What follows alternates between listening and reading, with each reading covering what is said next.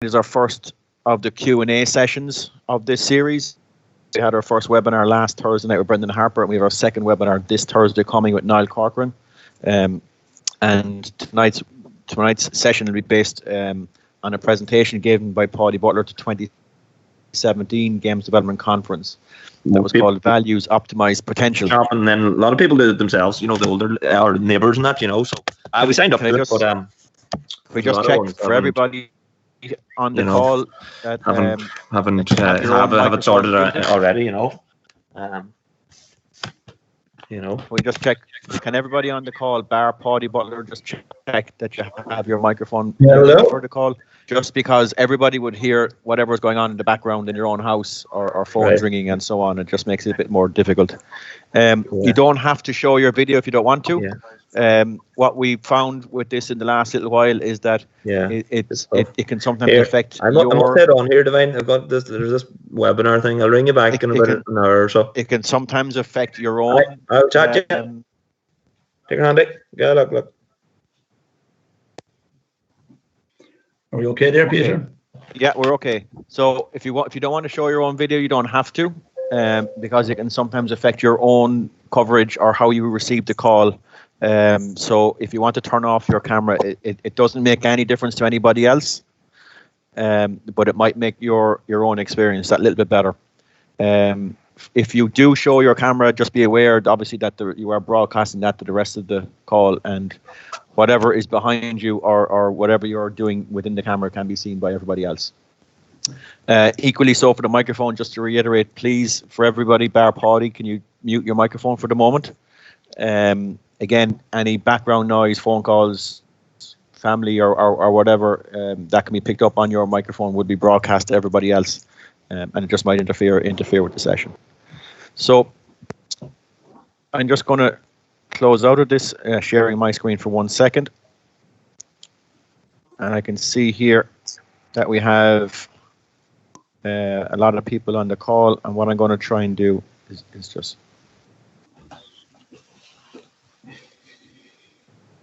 Okay, so the way we're going to run it is for the first 5 or 6 minutes, maybe up to 10 minutes or so, Paudie wants to show just a synopsis of the presentation that he gave that time in Croke Park. And after that, then we'll go with the questions that came in from any of the people that were submitted in advance. As we work through the evening, we'll use the chat function. For those of you who are familiar, there's a chat function on Microsoft Teams, and we'll use that to ask any follow-up questions or whatever from there. So I'll be presenting the presentation from my screen. Paudie Butler will be speaking, and Niall Williams, who's head of Coach Education in Camogie, will be looking after the chat conversation just for the moment, if that's okay.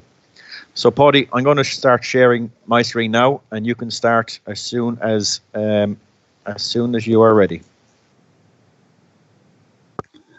Gomanity of Galera Corda, Falter. You're also welcome. I'm at home in Tipperary, living in the country with a bit of space. Spent my days in the garden, digging and rooting and preparing for the summer flowers. So the stones and the roots and the weeds are not a problem. They're just something that I'm going to deal with because I want flowers in the summer, and I'll sow the seeds in mid-April, and the sun and the rain and the wind and the bees will give me a lovely garden. So it's a little kind of a parallel to our coaching. A lot of hard work goes in before we see any fruits, but it's not all about us. I live here in the country, and I'm digging a garden today, and it wasn't disturbed since the last emergency in Ireland in the 30s. And at that time there was queues at the mill, which is just up the road beside Jimmy Darcy's house, a queue of 30 or 40 horses and cars wanting to get their oats rolled or their wheat ground. So we're on full cycle here. So very welcome this evening, and thank you all for joining me. When Peter asked me to do this, of course, the automatic thing is to say no thanks. Life is easy now, and I'd like to say that way, but when we take on our values, and if courage is a value, then We must live by the value that we take on, otherwise it's not a value. So we'll start here now with the why. And if you're looking at the picture there, you'll see 3 circles. Imagine that's the tire or the wheel of your car. The outside one, the what, which is the technical skills, that's the tire of your car. It's important, but it won't get you anywhere. The how is the steel part or the steel rim, and that's bolted onto the car. And again, it's important, but it's not going to get you anywhere. The why is what moves people. They're not moved by what you do or how you do it, by and large. They're moved by why. And if our motivation is pure, and if our motivation is at the heart of what the GA is about, then people will fall in line and follow our leadership. And if people aren't falling in line, it's because my whys have not been clarified. I didn't take the time to clarify my whys to myself or to anybody else. So we look at these 4 things now: the flowering of democracy, that is, people everywhere want some say in what they do. If they're in a club, they want to say in how it's run and how it's done. And the evolution of human consciousness, which the great mystics are saying now, we're in that particular time when everything is moving, everything is changing in the human world. To build resilience and goodwill, because in a never-changing or a fast-changing world, things don't stay the same, and resilience is now a big tool. And it'll be a bigger tool for the younger generation because a lot of things have been handed to them down along. When they come to meet challenges, they may not have the resilience. So the GA through sport can build that resilience in them. And then there's no need to say it to any of you at home. They need to navigate in increased complexity. The world has got to be complex. The game itself has got more complex. And it takes your genius to separate and simplify the game for a younger generation so that they can play and enjoy the game.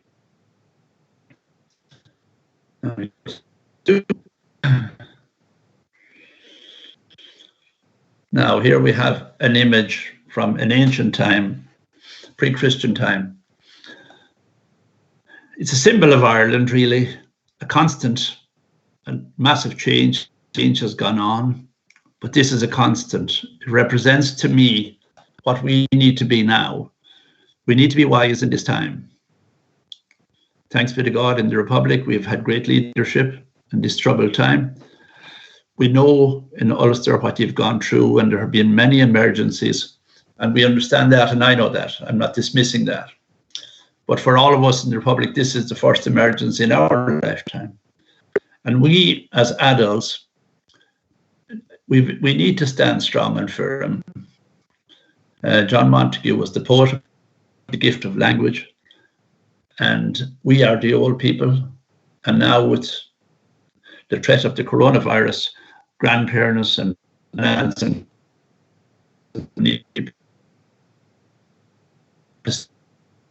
we do not be vigilant. Thank you for that. Now we're facing up to laying out the foundation on which we build our coaching castles or our coaching fortresses. Our challenge here is to be faithful to the core value of sport as a driver of social culture and educational process. The reason we were founded was social and culture. Michael Cusack had a phenomenal interest in education, taught in the 4 provinces of Ireland, which even now would be a great achievement. But to do so in the late 1860s and 70s would have been a phenomenal achievement. And then he started a 3rd level college in Dublin for the civil service in London. So he had a massive interest in education, but his whole purpose in Ireland was to raise the self-esteem of the Irish people. And eventually it came to him that he would do this through hurling.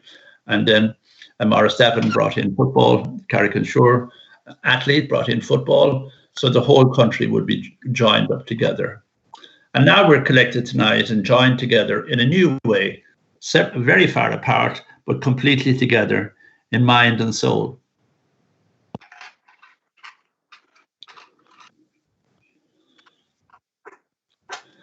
Well, this is Wade Gilbert, one of the most respected teachers in the world from California, University of California. These are the top 10 values from a study of 60,000 to response from coaches worldwide. And the number one value in the world of sport across the whole world is my ability or your ability to connect to your group. And that will override anything. So the great communicators can connect, and then sometimes experts or geniuses cannot connect. But our job as coaches, which is a human process, humility, which is the opposite of arrogance, that I know more than you because I'm older, candor, patience. It takes, on average, 450 minutes of deliberate practice to learn a skill. So in a game, the player may get 10 kicks of the ball, which takes about 10 seconds, or 10 pucks of the ball, which takes about 10 seconds, and that leaves 449 minutes and 50 seconds to go. So you can see where patience is required. So we're the artist with the science, working the science. I don't like the word patience particularly. A bit of arrogance. I'm superior to you and I have to wait for you, but patience is the word that we have. It's going to take a while for the children to learn the skill, and therefore they need the time. Empathy is the feeling I have for you, wherever you are this evening, and thanks for coming in, and that we're bonded together, and that we have this dream together that Michael Cusick put into us to save Ireland in a beautiful way through the practice of our culture. Michael Cusick's time, the music had died, the dance had died, the language had been quashed, and the Celtic revival was just beginning, and he led his part in that.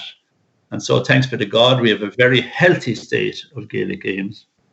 And now in this time of the coronavirus, we have time to reflect on the beauty and the wonder of our games and our stadiums and the colour and the wonder of the design of our jerseys and so on.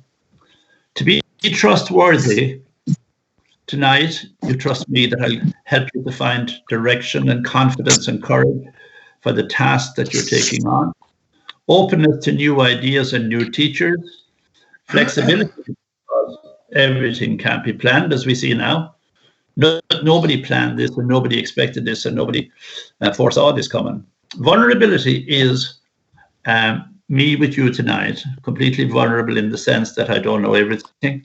There's a whole lot of things I don't know about that you do know about. But to expose ourselves fully to each other, and I'm learning from you and you're learning from me, and then a balanced view because the players see us for what we are, we show our true colours. Okay, Peter. So here's a story of communication or a miscommunication or a communication that can never take place.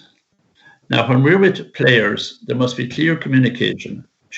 Communication from the chairman and secretary down to the coaches, and that the coaches are implementing national policy.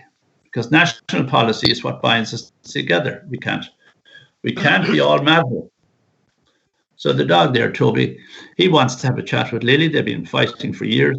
And this morning, a lovely summer morning, he woke up happy. So he approaches the cat, delighted with himself, his new and he wags his tail. The cat interprets that from a cat's mind. When she sees the tail wagging or wags her own tail, she is really angry. And she thinks he should know that wagging the tail, but all he knows is when you're happy, you wag your tail. So he cannot communicate with her, and she cannot communicate with him. And so we are. But as human beings, we can overcome it. We can communicate with the younger generation, and we can listen to them.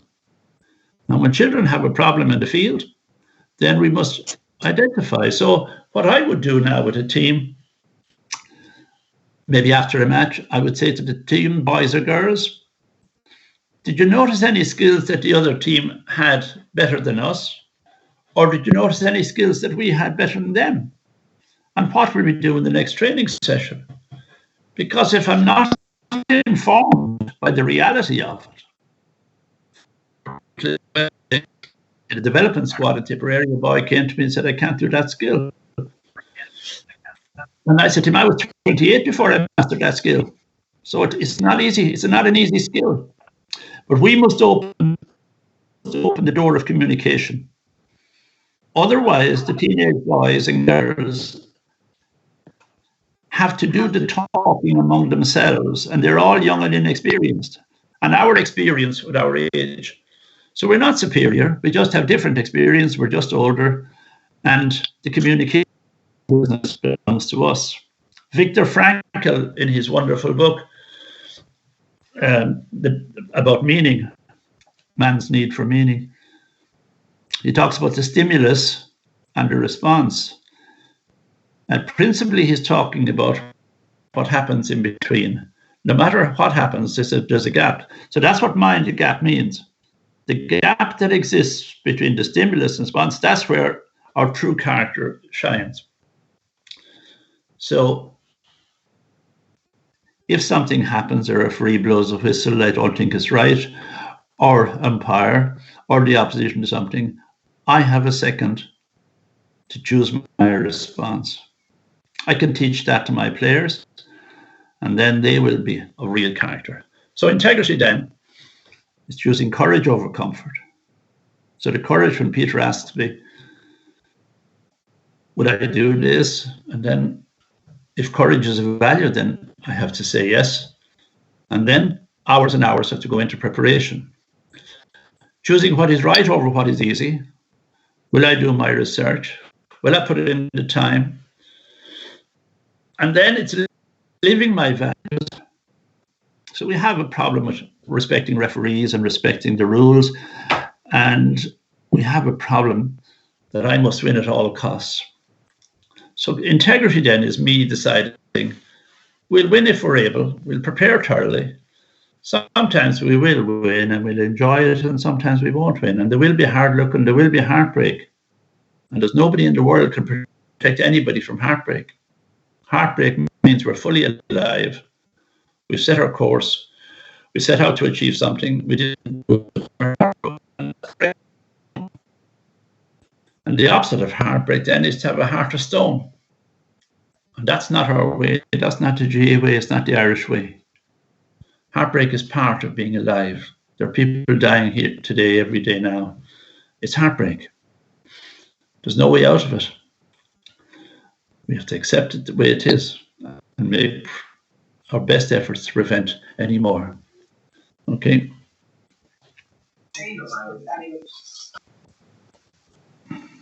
Okay, Peter? Yeah. So here we have the GA national policy of give respect. So when I go with my little under sixes or my 10s or any of them at all, my job is to give the respect. The old model was to get respect because I'm the coach. I'm the superior being. I'm the volunteer. I'm giving up my time. I earn respect. But the new paradigm from the J is to give respect. To be grateful for what the wonders that are happening in our fields. And now that we miss it, we see it much clearer. So to give respect, when I know that any given evening or normal year, this time of the year, this night, Tuesday, there will be 50,000 coaches in our fields nationwide. Each one might be thinking they're on their own. So to respect the massive contribution we're making and you're making, and I know you'd like to do it better, and as the night goes on, you might find a little signpost that would enable you to do it better than you're doing it now.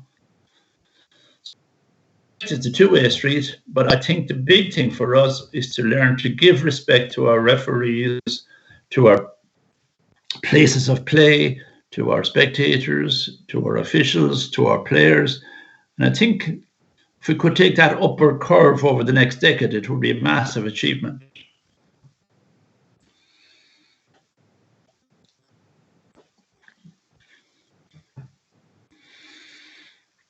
So here's two boys, the Wright brothers, who had nothing at all going from the world. They had no advantage in the world. There was others who were funded by the state. The whole thing was the drive for flight at the time. So Orville and Wilbur had a bicycle shop, and they had a dream that human beings could fly. They had watched the birds. And every day they went out with their little machine made up from scraps of bicycle things. And 1903, December 17, the little machine became airborne. They had proved to themselves that their hearts were true. They had taken flight. They had lifted away from the earth. And it was only time then when engineers could take hold of the idea, and air travel became a norm. So these were the boys who, with no advantage, no finance, no great history of education, just a dream, just like Michael Cusick, and they brought the dream to the world with no natural advantage.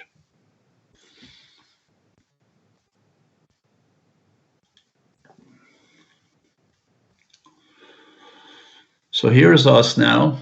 We want to take off. We want to lift our place up from being a mundane, financial, hard world. We all live in that world.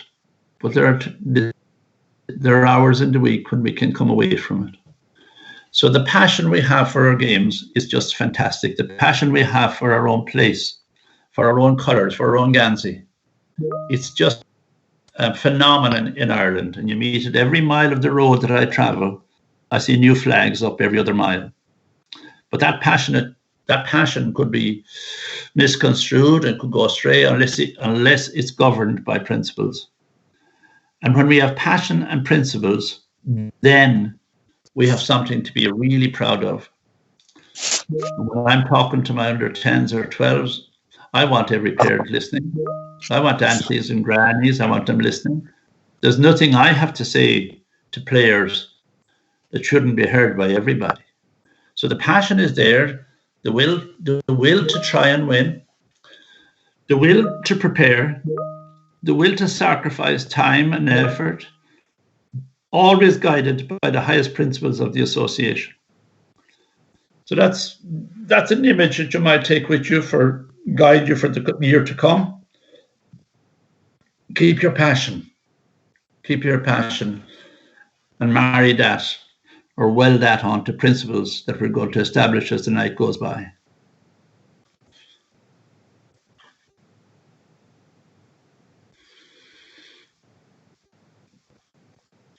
So Brené Brown is a great teacher that came into my world, American lady from Texas. She's a phenomenon in the world. And see, she looked at the world and she saw that fear and shame were the norms in education and in leadership. And through her massive research, she found that fear and shame kill the very things that we need in the world: love and joy and creativity. We want our players to love the game. We want them to enjoy the game. And unless they're creative, they will not be able to take another defence asunder. They will not be able to create space for making scores. So here we have an old-fashioned on the bottom, the fear and shame, which we inherited. Most of you were reared by that because people didn't know any different. But the fear and shame kills the very things that liberate us and free us up. Love of play, love of the game, love of the fitness and the athletic and the togetherness and the bonds that come from being together. The joy of being free of the cares of the world for a couple of hours a week. And the creativity in your coaching and the creativity in their play. Instead of being a slave to systems, we need creativity. It's forever the creativity of Lionel Messi or an English or a Damien, any of those players. It was their creativity that unhinged the defences. And in every county, in every parish, you know the people who can take the defences asunder. They're the ones who have the creative spark. We don't want to knock that out of people and we don't want to knock it out of coaches. So if you have been a traditional person who thought fear and shame could be a way of getting control of the group, then you kill the very things that are needed: the love, the joy, and the creativity. So that's Brené Brown, really worth looking up on YouTube, a marvelous teacher and a marvelous leader.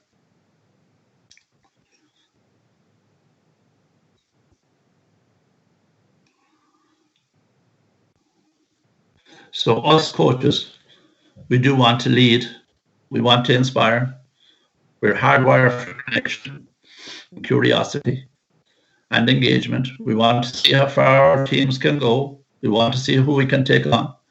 We crave purpose. Viktor Frankl in Auschwitz, in his memorable book, Search for Meaning,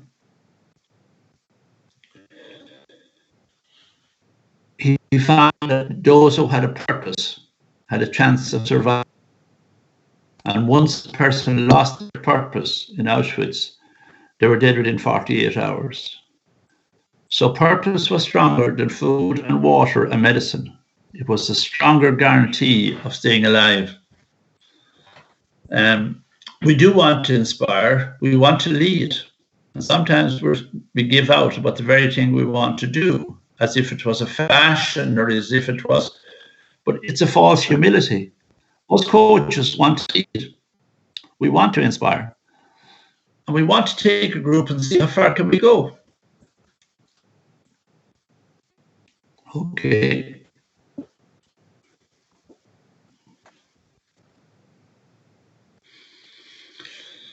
We crave purpose. So in our parishes, so here we are with what I have put together as my definition of the ideal GA. We're based around the game, our hurling, our football, our camogie, our girls' football, our rounders, and our handball. We are player-centred. We've built the finest of stadiums and pitches. We keep them beautifully, built dressing rooms in every parish. In the most rural places, we have beautiful centres now built for our players so that they can play with dignity. We are values-driven. Sometimes we're distracted.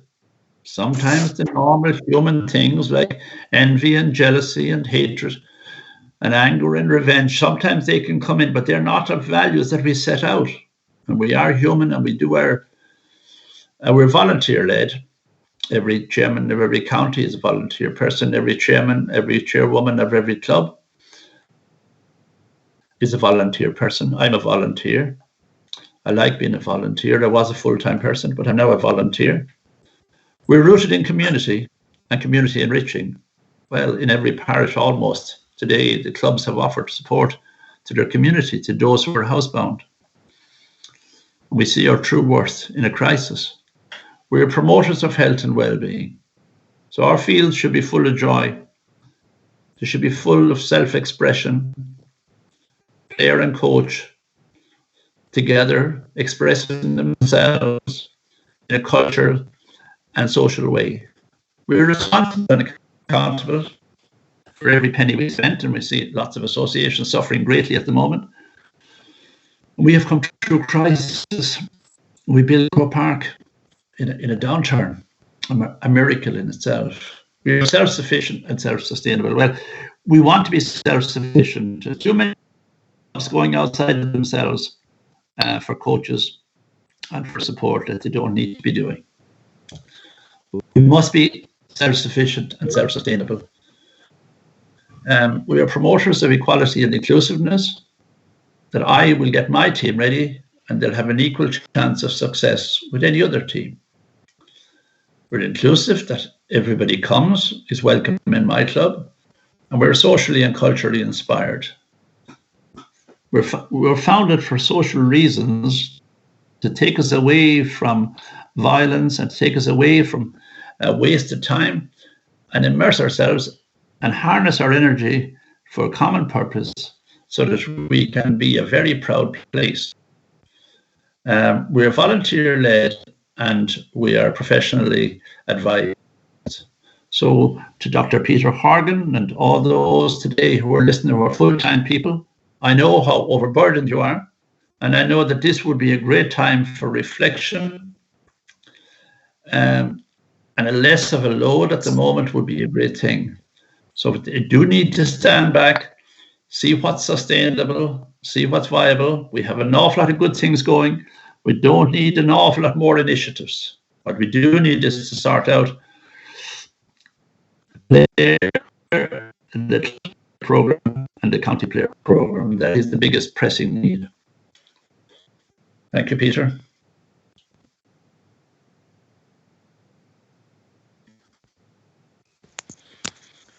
Thanks very much, Paudie.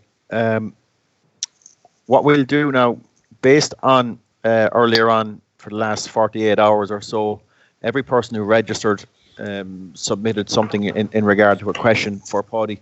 So myself and Paudie have been working on this for the last couple of days as well. And what we did was we tried to condense down a number of the questions. Some of them were quite related to each other. So we've chosen a smaller number of questions. We had over 200 questions submitted. So we're going to go with a few. And Paudie, you might give us your thoughts on some of these. So if your question might be related to one of the ones that we have here, and that's okay.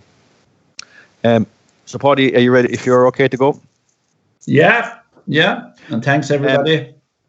A question here came in from Teddy O'Regan from Bandon. Does the current COVID-19 crisis provide an opportunity for reflection on our values and the importance of sport? It does, and I know we all missed the games, and I know that.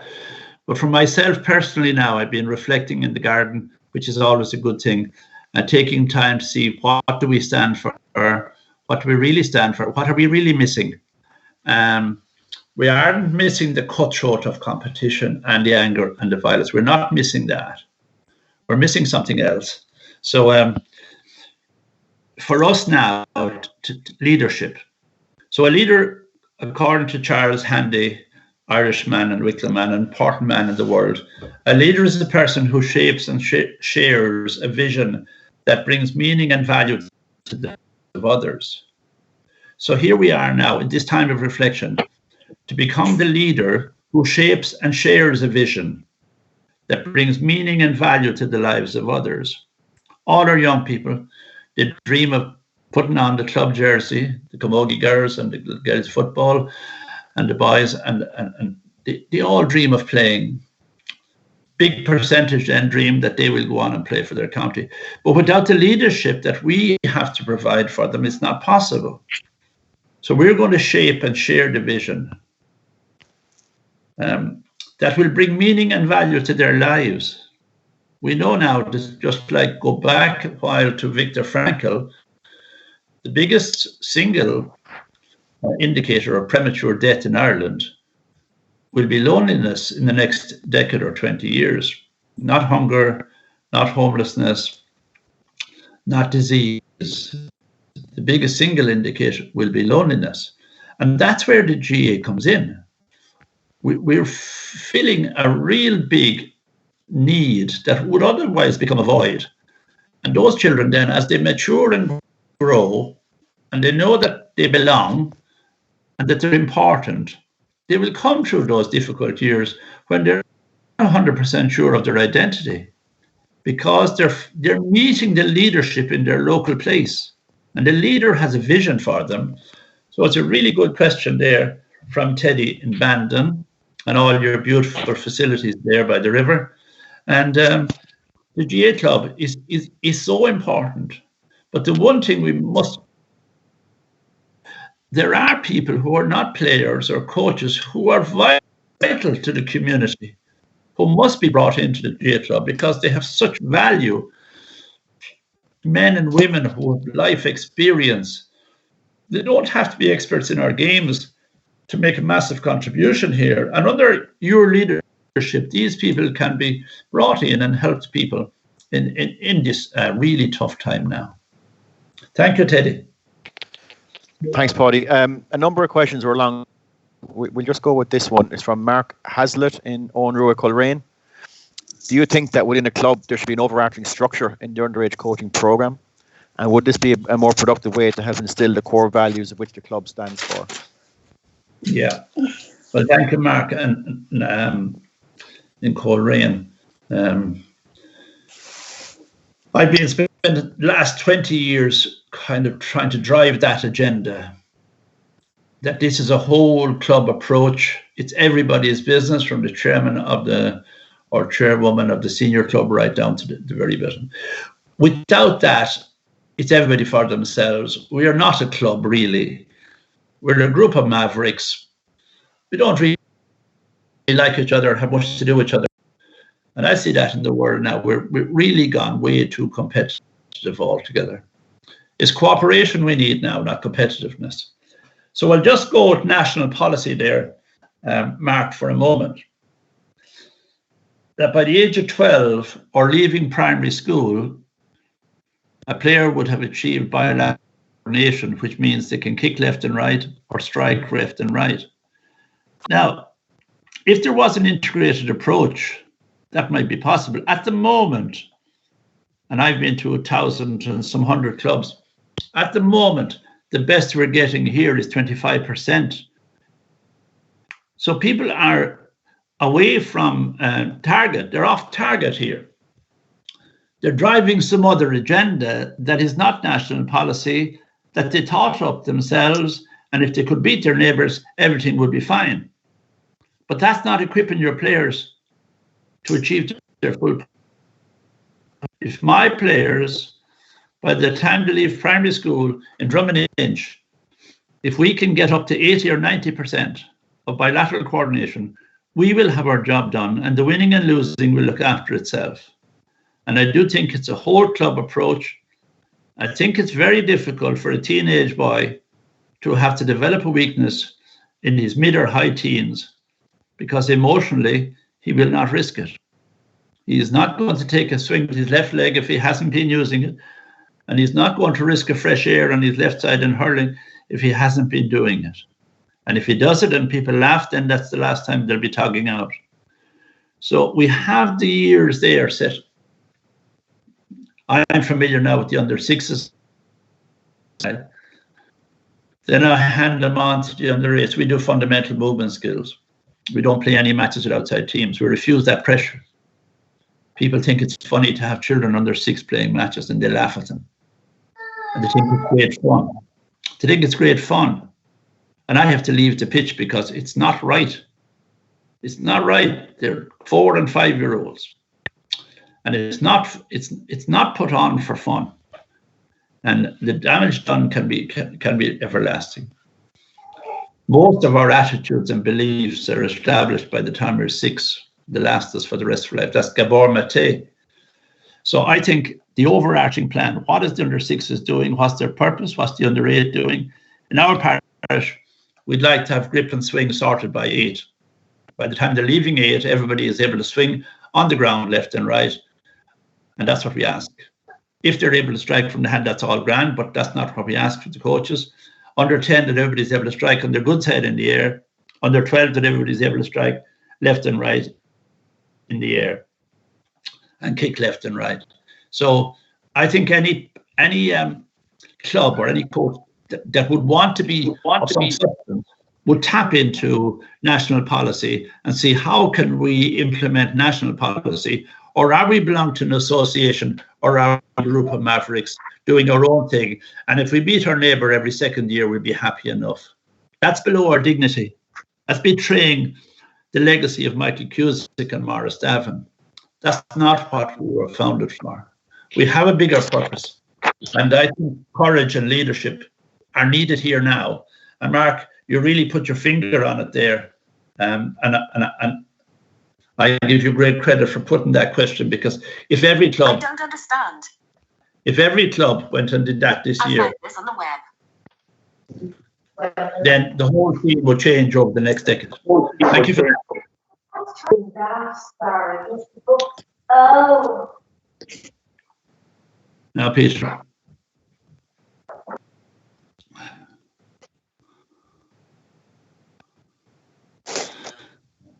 Hello, Peter.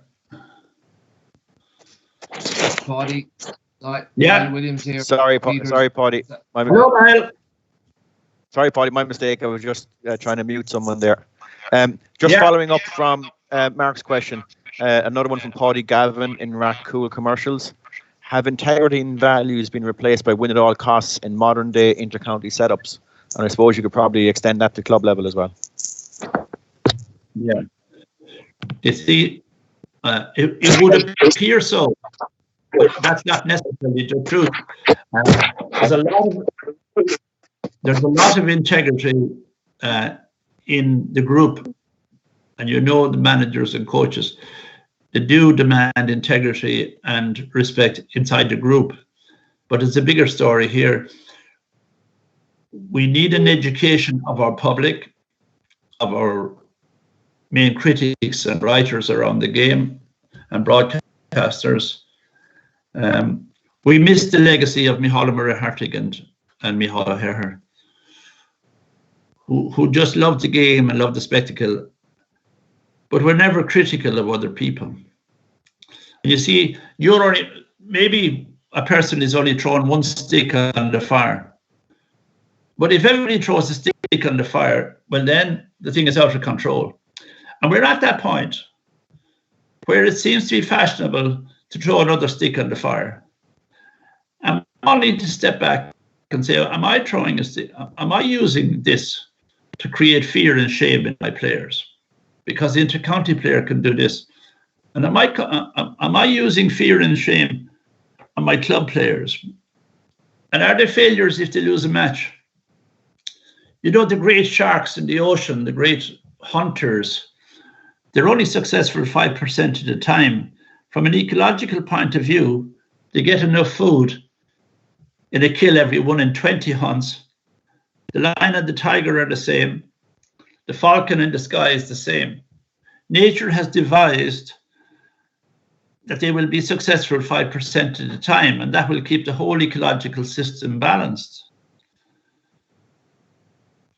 The normal player, if they're lucky in their lifetime, will win a county championship once in their life, or at the most twice, but the norm is 5 or 10%. Now, if somebody goes and win a heap of things, then a whole lot of people have none.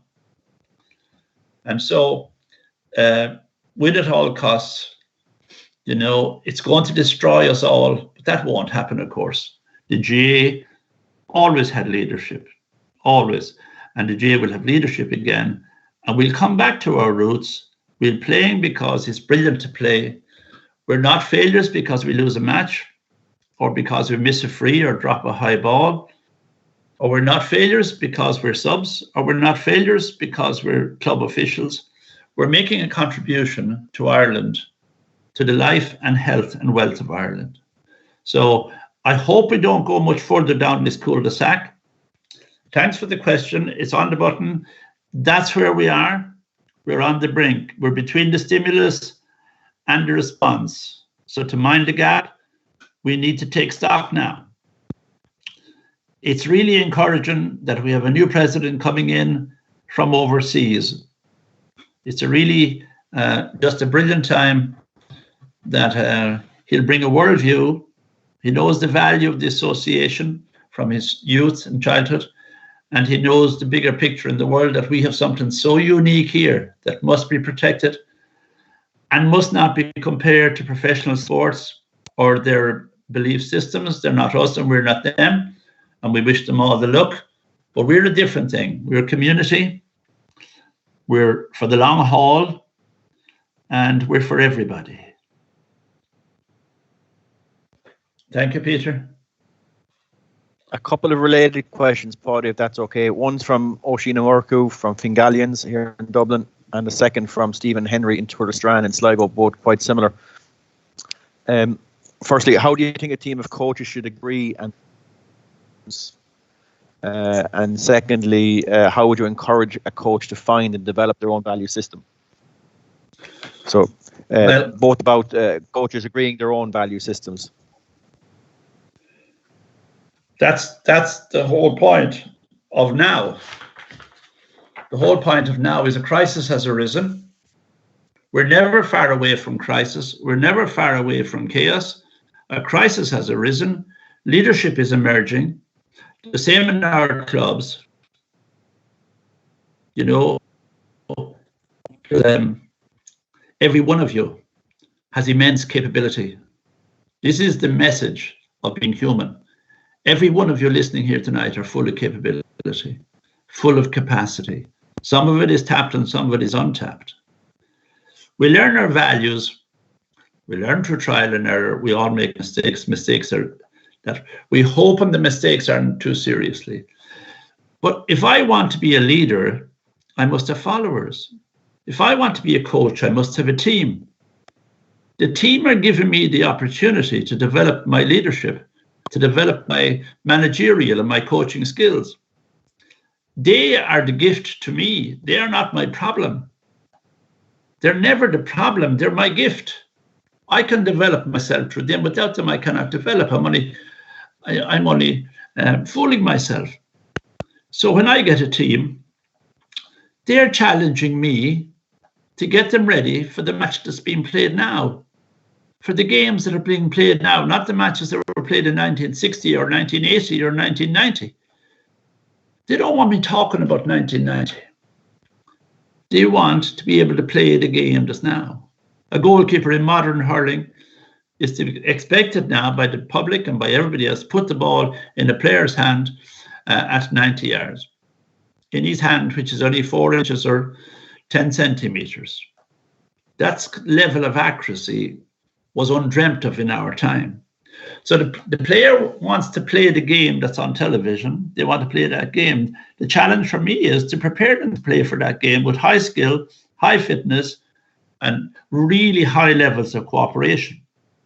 So if I was reared in a different time, that level wasn't there. So I have to raise my game. So the person who's the coach who is switched on will want the players to solve the problems that are there confronting them. And if they meet a team with 8 defenders, they have to play the game. They have to play against 8 defenders. And I can't be ranting along, I don't like this new formation. I can't be ranting like that when I'm with players. They have to solve the problems that are there now, and I have to enable them. So my job is to make sure they're skilled enough, but highly aware and perfectly capable of making decisions on the field, and then discuss them afterwards, how this went and how that went, and leave fear and shame alone. But it's a brilliant question. Well done there. That's what most coaches are faced with now, that dilemma, the control and command, or the freedom that they will need on match day when they get across the white lines. They have to solve the problems. And you see with the great coaches around the world, the way they're able to let the players play with certain freedoms, because only the players can solve the problems.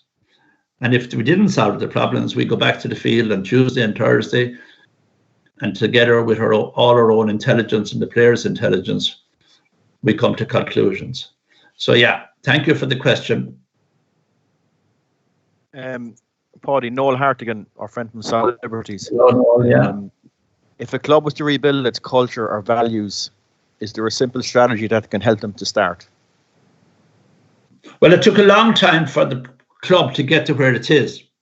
It was a slide, year-on-year slide, led by certain people who, for their own devices, and we're all human, and we like the easy life, and we'd like to win, but we don't want to train, and we'd like to be fit, but we don't want the effort, and we'd like to be famous, but we don't know how to earn it. So a club slips away over a period of time, and then somebody says enough's enough.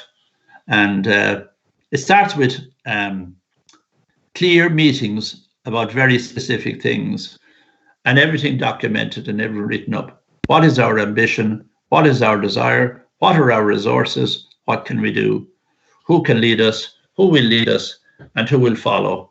And when it comes to leadership, and all of you listen to me know this too well, you'll be on your own for a while. That's what leaders do. Leaders lead from the front. They lead when it's unpopular. They lead when it's difficult. And now is the time for that club, for somebody to take on the leadership like they do in many other clubs that were, nowhere a little while ago. All this goes in waves. I was in Limerick when Noel's club was on top of the pile, feared by everybody, winning county championships, and it can be done again. But every now and again, a club goes into a depression, and they forget what winning is like, and they forget what trying is like, and they forget what self-belief is like, and what confidence is like, and then they lost contact with their real selves. And of course, there's shame in that. You see, when there's shame, then you can't make it.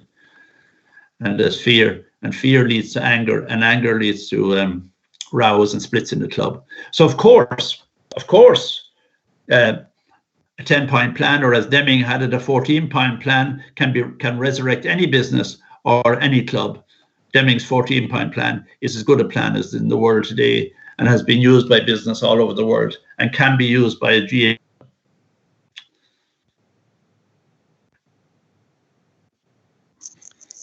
Okay. Again, another person that you'd know well, William Harmon. He said he's been fiery. He must have given up in Milltown. Can you maybe speak about the playing opportunities or competitions that we have, and whether they're in line with what we try and promote as an organisation? Well, you often hear about fit for purpose.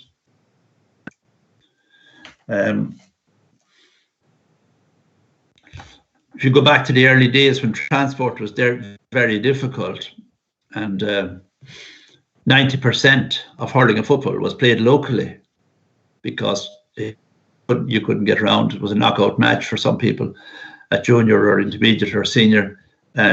This wasn't the big thing. The big thing was playing in your own field. A lot of people didn't even go to a central field.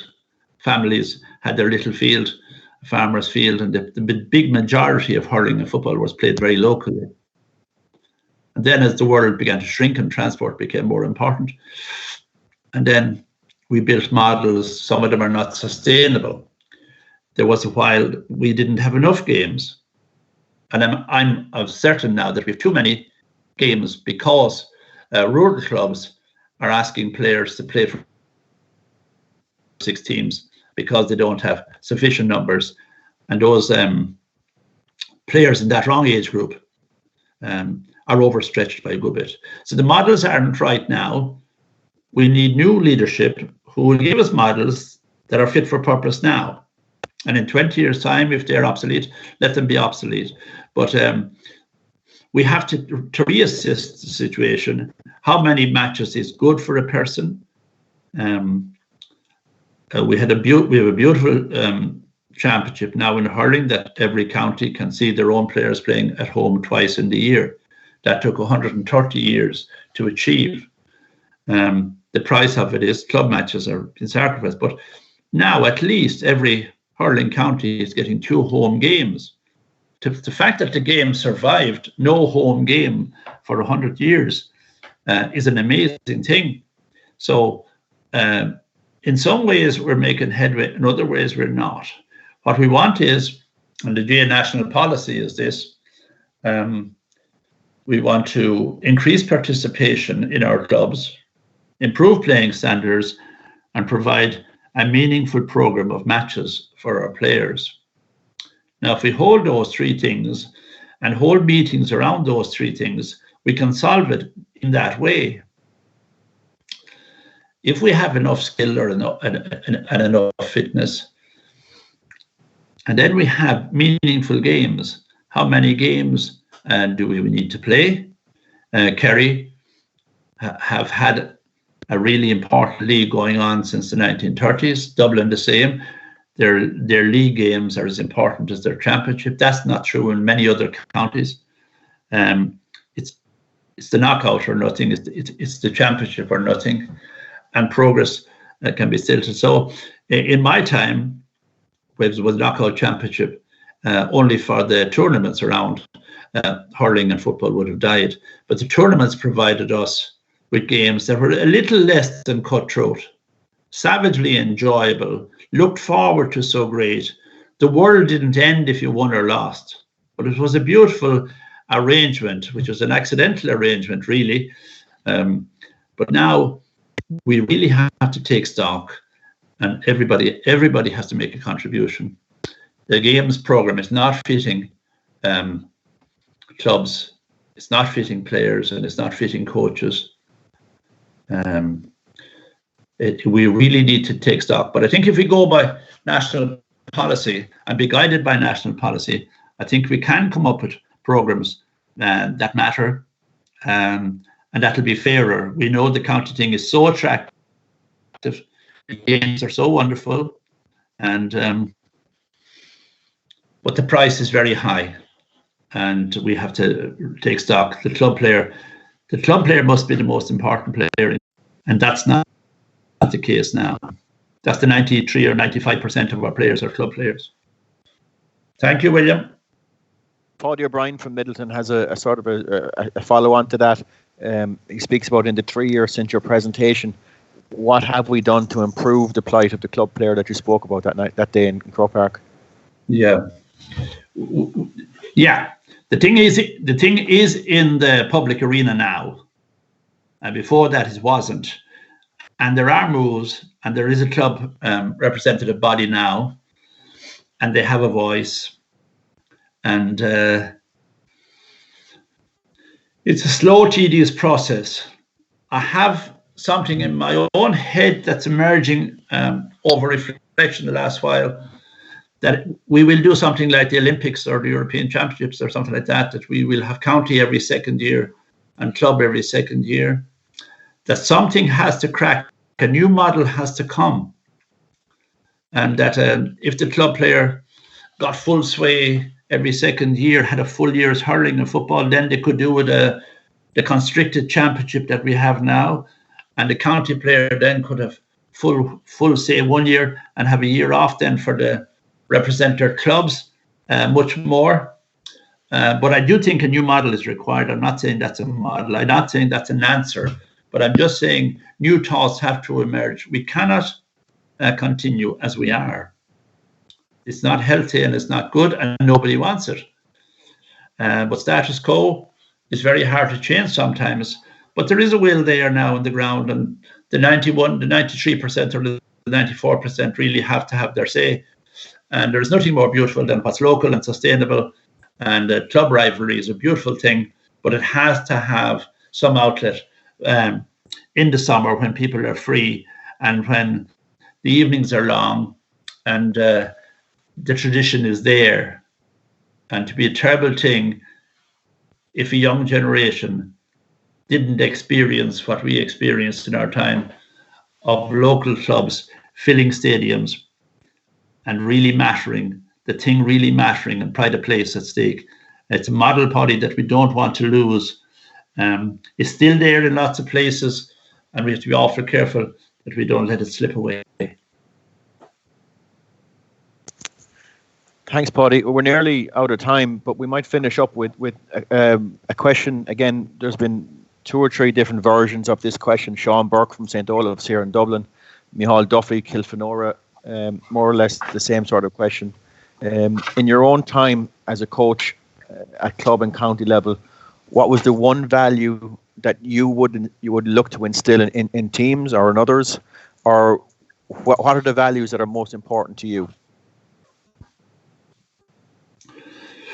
My own self, a love of the game, that overcomes a lot of problems then, but massive respect for the people who play the game. So when I was with clubs that were not fashionable or counties that weren't fashionable, to try and restore confidence in themselves that they were good enough without any evidence. That's the real test of coaches. Father Greg Boyle, Richard Rohr, to restore people to themselves, to restore counties and parishes to themselves, to their own natural worth. When I met my wall and of complexity and was traveling Ireland and visiting 1,000 clubs and more, I went to some great teachers, So one great teacher is a horse trainer, Klaus Ferdinand Hempfling. And because he coaches an animal, the language is of no value. And it's his regard for the animal and the animal recognizing the humans having respect. They come out of themselves completely and do things that were utterly unexpected by other people. Horses that were ready for the slaughterhouse becoming world champions because somebody saw the capability inside of them that others could not see. And our job as coaches is to see that in everybody. We have 33 counties represented tonight, and London and New York, France. And all of us as coaches have this common thing that we see capacity in other people. We see a beauty in them that others don't see, and to bring into the field. And then the Cesar Millan, who the dog whisperer, again, language is useless. And he takes dogs that everybody else has given up on, dogs on death row and dogs that are, out of control. And he restores them to themselves. So our mission as leaders and as coaches is to restore people to themselves, to restore counties to their utter belief that they are as good as anybody else. Clubs, girls, camogie players.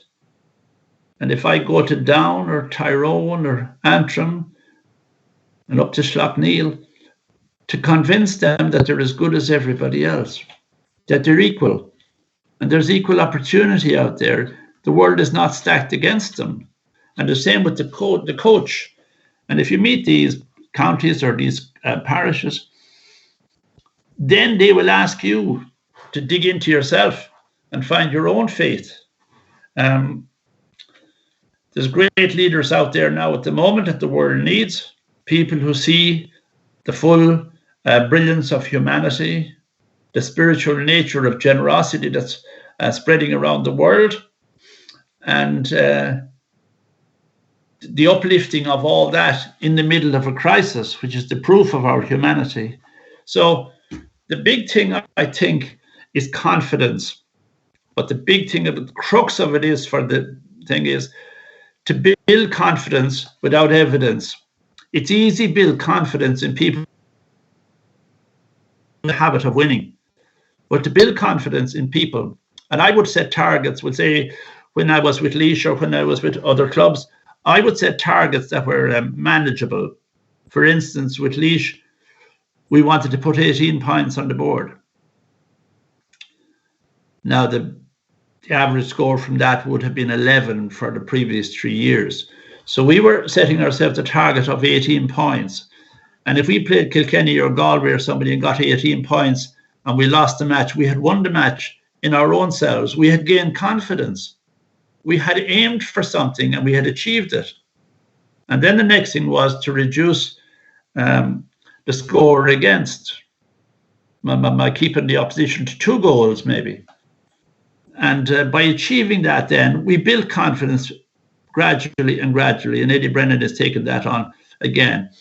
And nowadays, if you can't score 18 to 20 points or maybe 24 points now, you're not at the races at all. So there's this technical skill there, but there's also confidence, psychological stuff going on, and manageable. So when I went out to the garden, I have a fairly big garden, and I was digging the garden. If I didn't lay it out in little bits, I couldn't manage it. So I'd lay out a little block, dig that, take out the stones and the weeds and the roots. And then that was my little success. And after lunch, then I would tackle another small plot. But you can't tackle the whole thing at the one time because it'll overpower us. And you see what John Kiley has done in Limerick, or other people have done, other places, what they've done above in Schlockneil, and the hurlers and the footballers and the camogies, and the revival of the language. It can be done anywhere, but of course it does demand that coaches believe in themselves. The players are not a problem. The players are not a problem. They never are the problem. And once you start believing that, if you believe the players are a problem, you're already defeated. So self-confidence to take on the task. We're eyes wide open. I know what has to be done.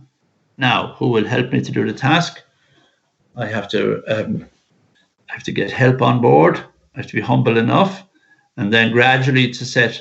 So the first thing I would do is write out my own mission statement, then get the club and the players to devise their mission statement, and hold ourselves accountable then to that mission statement. I think that would be a real way forward for everybody. And small victories will do in the beginning. You can't take on the whole world and to be pointless. But small targets, achievable targets, they can be met. And then once the confidence comes, everything is possible. The wildfire starts. Okay, I think, Paudie, we have covered an awful lot this evening. I just wanted to say, first of all, very much thanks to you for coming on and doing this Q&A with us. Once we started up this series, I was very keen to have you involved, and along with that, thanks to Niamh for all of the hard work that she put in making sure that we could get to chatting tonight. Secondly, thanks to all of the people that came on the call, with nearly 200 people on this call this evening, which is a phenomenal number. And thanks to all of you that submitted questions in advance for us to have a look at. The next session that we have is this Thursday night, and the registration form for that will open in about 20 minutes, just at 9 o'clock, at the same webpage that you would have registered previously.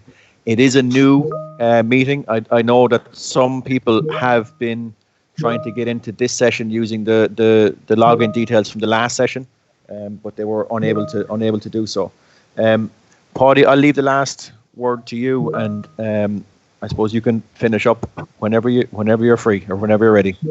Yeah, Gormaga Peter, and I'm indebted to Peter and all the staff in Croke Park for the brilliance of what we're doing. We're leading the world in coach education, thanks to those. And if I could say anything to the people, to you all around, connect to that centrality. When I worked in Croke Park, my mission was to connect Croke Park to every club, to feel that we're connected to the hub and the hub is connected to us. We cannot do it alone. It's a pointless exercise. To all of you, to start believing in yourself in a bigger way. In a crisis, the best comes out of us. We can see Ireland at its best at the very moment. The generosity that people were afraid to show 2 weeks ago is now evidence. People helping their neighbours, calling on their neighbours.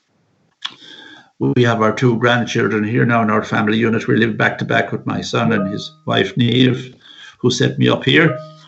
I wouldn't be a great technic. And they play and come to school in the morning to Miriam, and she looks after them in the school, teaching them all their things they do. And then they come out to the garden and they play and they run and they're doing their fitness work. So the connectivity that we're getting through this crisis was badly overdue. A new connectivity. There's a new time now after emerging out of crisis, a connectivity. And all of you coaches connect with each other. You don't have to be from the same county or the same place. There's means and ways now where you can connect to people who are like yourself, who want to coach to a high level, who want to be proud of your coaching, and who want to leave the old ways behind. You remember the statement in the gospel, you cannot put new wine in old skins. The game now demands that you're new and that you're fresh and that you leave the past. The game demands that you're present for the players who play the game now, not glorying in your own time or my time. I certainly enjoyed my time. I played until I was 42. I enjoyed every moment of it. But the minute I forgot, I never took a generation back to my time. I want to stay with them in their time, and they solve the problems of their time, and they deal with the problems of their time. So the models that Michael Cusick gave us are fantastic. The units we have are fantastic. And it's only now maybe that we'll treasure them properly and treasure the game and what the game gives, the outlet for every boy and girl in every parish in Ireland, the outlet for them to get to know each other, to share a few hours a week together, to give freedom to mammies and daddies to let their children get fitness and social skills and togetherness and belongingness. And I go to the teacher training colleges, and on a Monday morning in St. Patrick's, Drumcontra, 1,000 teenagers or 20-year-olds could be wearing their club jersey, showing that they belong to somewhere really important. And I think that's the biggest credit to the GA, that no matter where we are in the big city or in London or New York, we wear our club jersey. I belong. I'm really important somewhere. And I think that's to your credit, that everybody has pride in their place. The GA does this like no one else in the world. And you now find your strength and find your courage. You're full of capabilities. You're full of capacity. Lead on. Gur míle maith.